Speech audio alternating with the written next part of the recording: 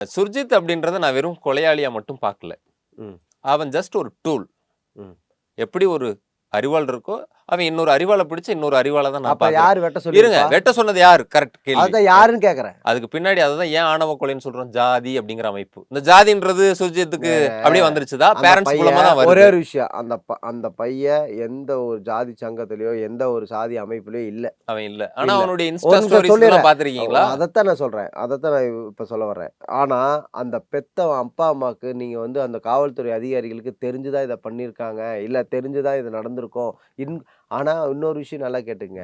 அந்த கவினை வந்து அவங்க அப்பா கூப்பிட்டு மிரட்டியதாகவும், ஒன்றுக்கு 2, 3 முறை சொன்னதாகவும், இந்த சுஜித் வந்து ஒண்ணுக்கு பல தடவை சொன்னதாகவும். ஏன்னா நேத்து காதலிச்சு இன்னைக்கு கல்யாணம் பண்றதுக்கு போகல, இன்னைக்கு இந்த விஷயம் நடக்கல. 7 அவங்க ஆண்டுகளா அவங்க காதலிச்சிருக்காங்க. பள்ளி பருவத்துல இருந்து காதலிச்சதாகவும், அப்ப இருந்து பழக்க வழக்கம். அப்ப இந்த அப்பா அம்மாவுக்கும் தெரிஞ்சிருக்கு, அந்த அப்பா அம்மாவுக்கும் அவங்களுக்கு அவங்க அந்த கவினோட அப்பா என்ன சொல்றாரு, எங்க வீட்டுக்கு வந்துட்டு போயிருக்கு, வெளியெல்லாம் போயிருக்காங்க.